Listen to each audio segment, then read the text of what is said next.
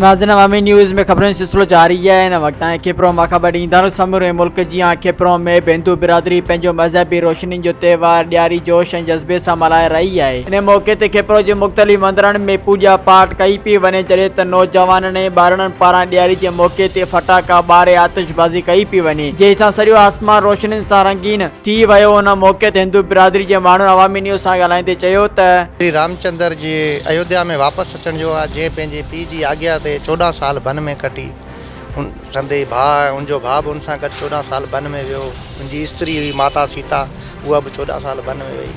उन जाम तकलीफ़ूं ॾिठियूं, दुख दर्द ॾिठा वन में।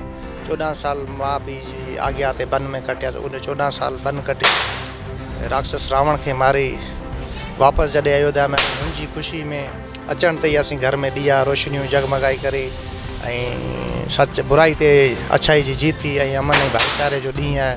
ॾियारियूं ख़ुशियुनि जो त्योहार आहे, ख़ुशी सां मल्हाईंदा आहियूं। ॾियारी फटाका वटाका ॿारींदा आहिनि ॿार श्री रामचंद्र वापसि वनवास काटे वापसि अचण जी ख़ुशी में असीं मल्हाईंदा आहियूं ॾियारी ॿारी।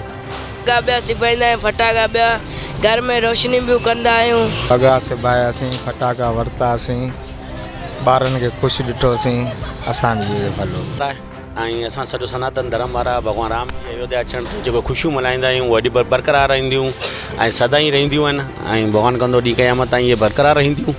असां हींअर पंहिंजे घरनि में पूजा करे पंहिंजी फैमिली लाइ, पंहिंजी सिंध धरती लाइ, पंहिंजे मुल्क लाइ, सलामती लाइ दुआ घुरी आहे ऐं इंशाअल्लाह वॾी जोश ऐं जज़्बे सां असीं मल्हाए रहिया आहियूं ऐं असांखे वॾी ख़ुशी आहे। सॼे पाकिस्तान खे, हिंदू ॿारनि खे, मुस्लमान ॿारनि खे वाधायूं हुजनि असांजे तरफ़ां।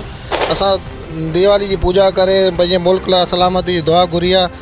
अलाह करे असांजो मुल्क सदाईं आबाद ऐं ख़ुशहाल रहे।